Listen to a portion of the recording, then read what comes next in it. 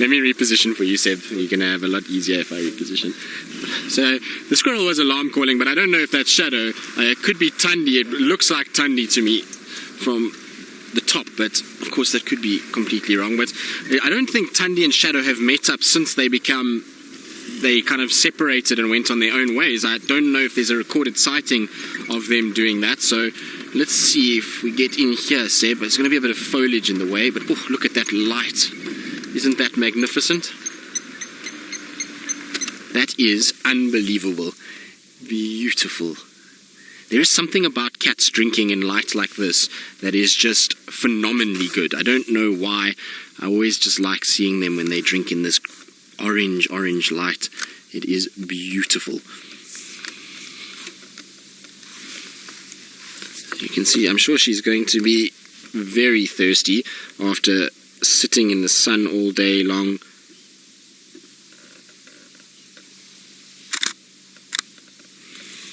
But that is as good as it gets, I would say.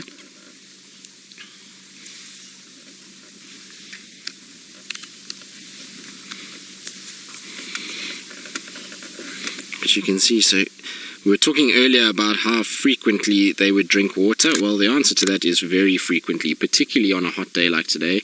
So I'm not surprised that she's here. It's maybe why Hosanna actually started to move earlier, is because he heard the squirrel's alarm calling and Tundi moving in this direction to drink water. So it could be why he came out this way, and I wouldn't be surprised if he actually comes to investigate what's happening. But she couldn't have chosen a better spot to drink. That light is ridiculously good. Seb, doesn't get much better than that, does it?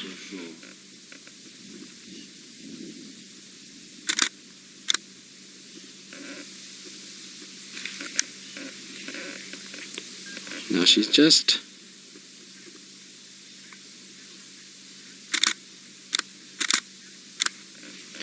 so Noel, you're wondering why leopards have light underneath their eyes and cheetahs have dark underneath their eyes. Well, no, the reason for that is because cheetah activity generally is more during the day, so that darker pattern underneath the eye just helps to reduce the glare of the light of the sun and in the grass, whereas the leopards are active more at night, and so a lighter coloration will just help to bring light into the eye and to... Wait, it is Shadow. It's Shadow. Look at that. So we've got the third one. That's amazing, Seb. Let me just let the guys know. That's ridiculous. Hello, Shadow. What you doing here? Yeah, Shadow is Puzzering Mighty at Treehouse Dam, if anyone's interested. That's crazy. What are the chances of having Shadow, Tundi, and Hosanna within this little bit?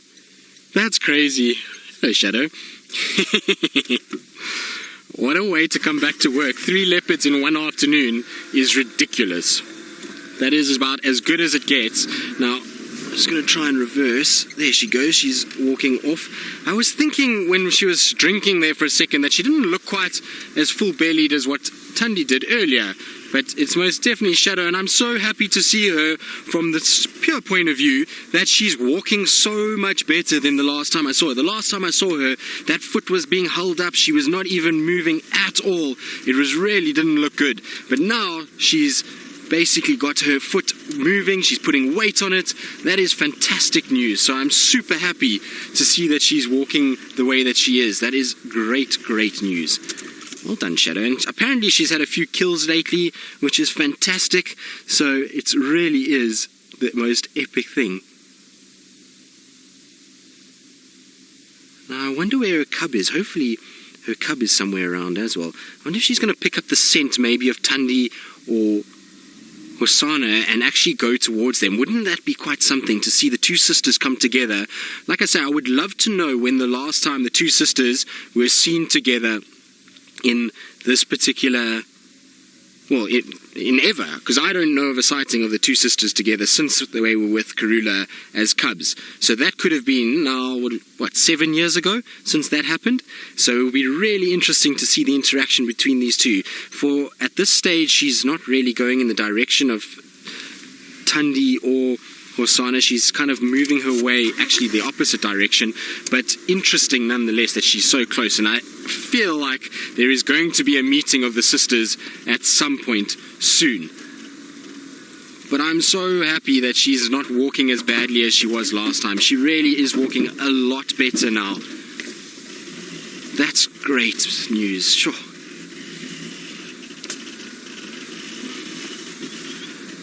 David, you're wondering if Tundi's a threat to Shadow's cub? Well, theoretically, yes. So once they become separated like this and they no longer are sort of cub mates and they become adult females, they no longer want anything to do with one another. They'll actually become competition for area and territory, and they will then fight with one another, and cubs will be a part of that. So it does happen that they will fight with the cubs and they will go after one another. So it is something that we will see. If Tundi does see the cub, she might be aggressive towards it, exactly like she was with Shongile.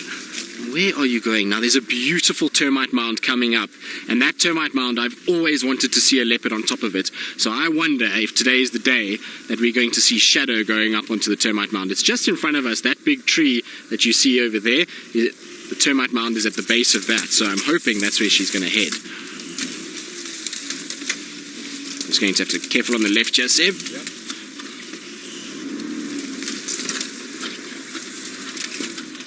Ali, you want to know if I saw Shadow as a cub? Unfortunately not, Ali. When I first got here, Tundi and Shadow were about 3.5 years old, so they had just gone independent. In fact, within the first 5 months of me being here, Tundi had her first litter of cubs, so I got to see Tundi's first litter when there were still actually 2 of them, and then unfortunately she lost the one, and then she had Wabayiza, who was eventually then killed by the Styx Pride. So I didn't get to see them as cubs, unfortunately, but I did see them when they were still much younger individuals than what they are now.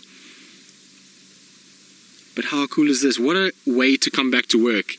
3 leopards, all of the Karula lineage as well. What a wonderful day.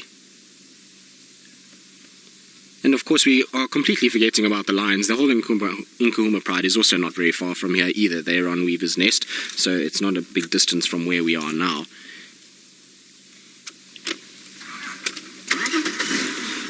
What are the chances, Seb? Amazing.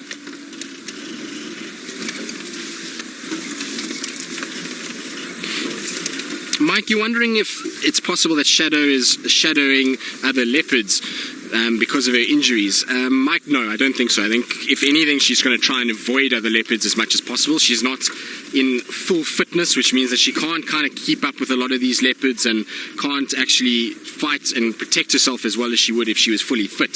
So I would imagine that she's trying to actually avoid leopards more than she's trying to go anywhere near them, and that means that she's probably trying to just fly under the radar. And it's also could be why she's maybe sniffed out Tundi and Hosana and has gone the opposite direction.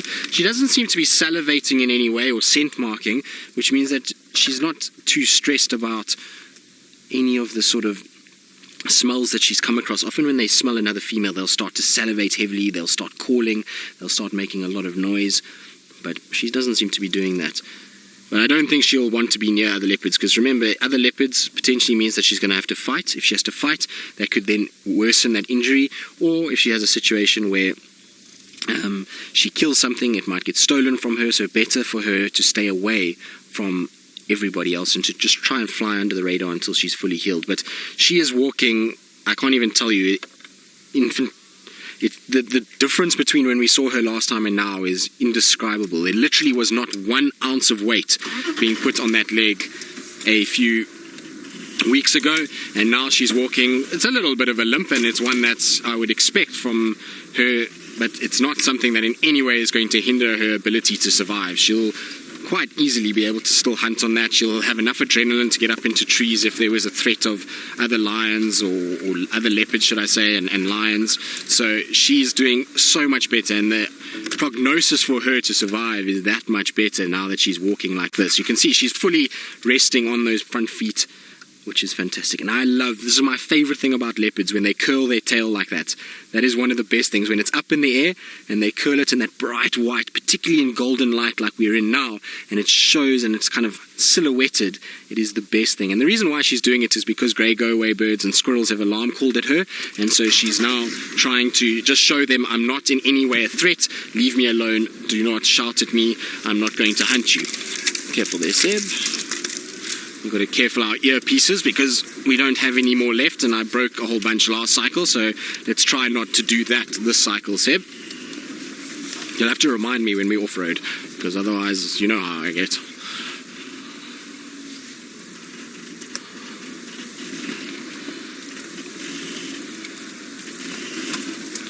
Chastity, you say that Seb and myself need to get a lottery ticket. What have you spotted, girl? You've spotted something, because her demeanour has changed completely.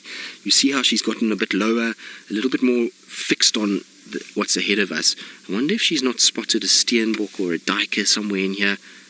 Wouldn't that be something if she caught the partner steenbok to the one that Thandi caught? That would be quite a weird scenario, but one that could happen. But Chastity, I think so. I think today would be the day. Pity we didn't play the lottery the other day in the United States, the $736 million or whatever it was. That would have been quite something to win. Seb, what would we have done?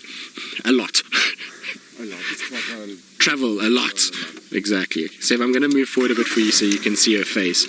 But yes, that would have been quite nice. Maybe we should get a lotto ticket. Seb and I will get a lotto ticket, and we'll have to let all of you guys know if we manage to actually win anything, because that would be quite funny if we did. Of course, it wouldn't stop me from doing what I do, and Seb and I were actually having this conversation today because I brought Seb back from town this morning, and we were talking about how we love doing what we do, and we wouldn't do it even if we were older and in retirement age, that we'd probably both still be in the bush because, well, we just enjoy being out here. And so even I think if we had money and won a lottery like that, I don't think it would change too much from my side. Seb, I'm sure you would still want to film wildlife all over the world. Buy the best camera. So Seb says he'll buy the best camera and then go filming wildlife everywhere. Okay, Seb. Well, we'll have to see. We'll have to try and play the lottery later.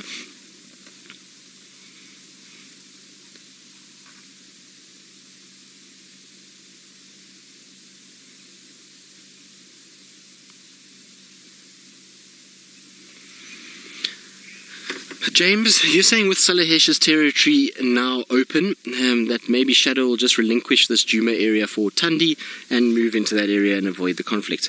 James, I don't think so, and the reason why I say that is because even though Shadow potentially could move into that area, there's by no means no conflict that side. If she goes there, she's still going to have to try and fight with Tiani. She's going to have to try and fight with Ingrid Dam, young female, Ingrid Dam, Moya, Nsele, who else is around that side?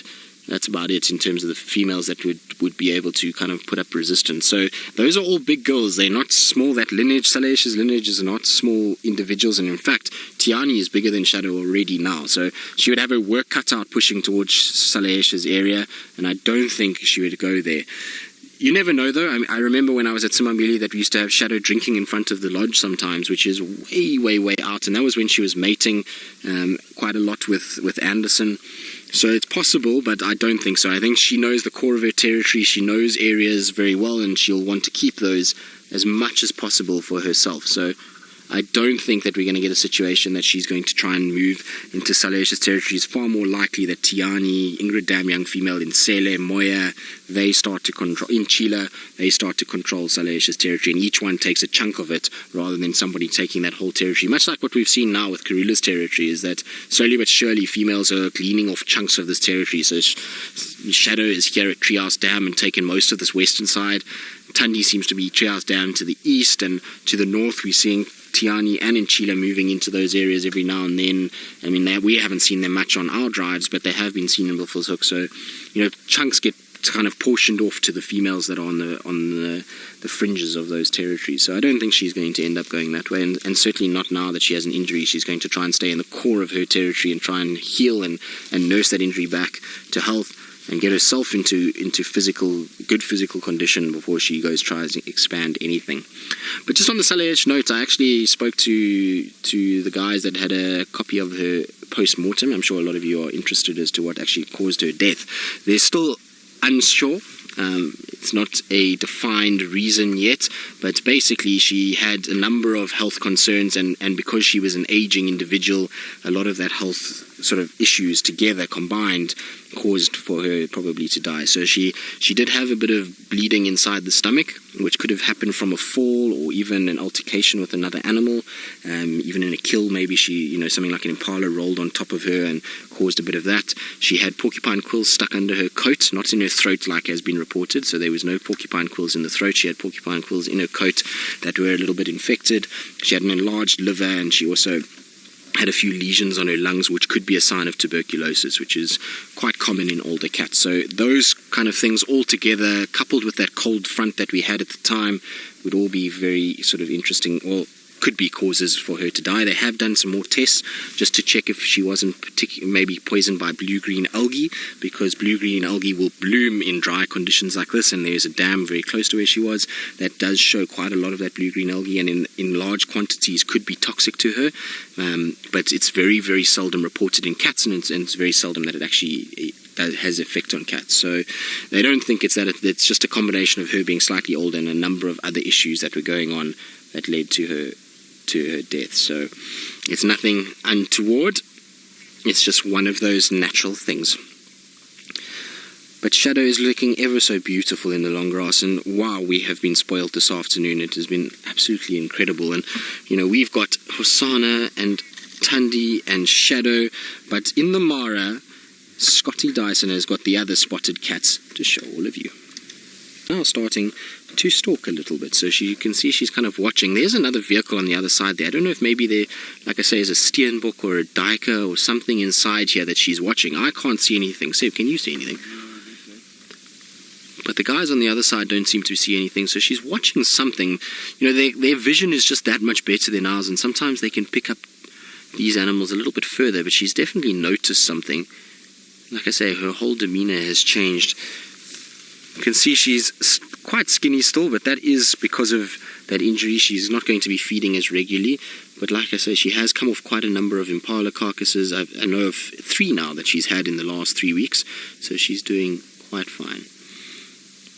But you're being very well behaved today. Both of you and your sister. You haven't been growly at all.